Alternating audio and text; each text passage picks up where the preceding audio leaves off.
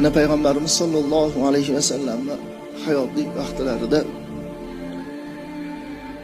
Jabroil alayhissalom, Azroil alayhissalom, Mikoil alayhissalom, Isrofil alayhissalomlar sog'inishib, Allohdan bir so'raylik, Rasululloh bilan bir didorlashib, bir gaplashib, suhbatlashib kelamiz deb Rasulullohning oldilariga borish, Allohning oldiga borish. Ey Alloh, bizga ijozat ber, Rasululloh bilan bir suhbatlashib, didorlashib kelsak.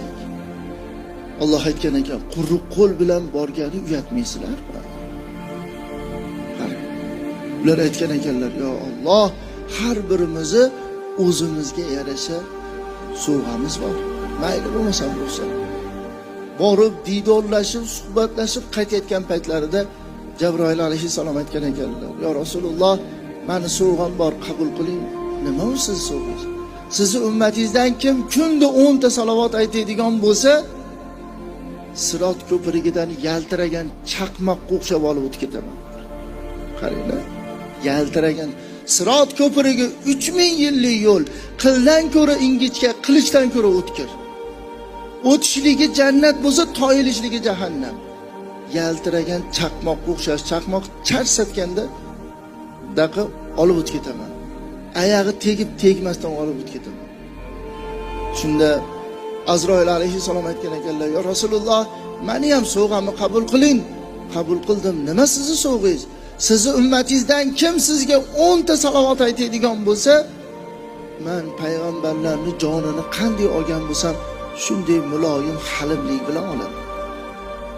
Isrofil alayhissalom aytgan ekanlar, men dedilar, qiyomat mahshargohida sizni ummatingiz kunda 10 ta salovat aytgan ummatingiz tarozini oldiga kelsa, boshimni sajdaga qo'yaman, to o'sha ummatingizni Xudo jannatga kirgizmagunigacha boshimni ko'tarmayman deb turibman. Qaranglar, 10 ta salovat aytgan. Mikoil alayhissalom aytdilar, yo Rasululloh, meni ham sovg'amni qabul qiling. Qabul qildim. Nima sizni sovg'ingiz deganlarida, sizni ummatingizdan kim kunda 10 ta salovat aytadigan bo'lsa, qiyomat mahshargohida turilgan mahalda chanqayotgan paytda jannatdan suv olib chiqib uni chanqog'ini qondiraman.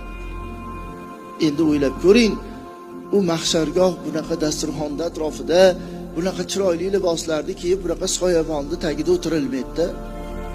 Yalang'och bo'linadi.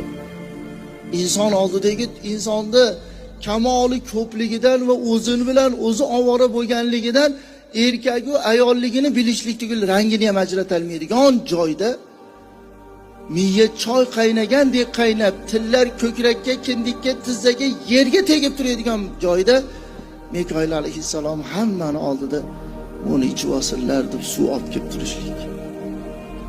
Qarang, suv olib kelib, u chanqog'ini qondirib turishlik. Qanday ham baxt.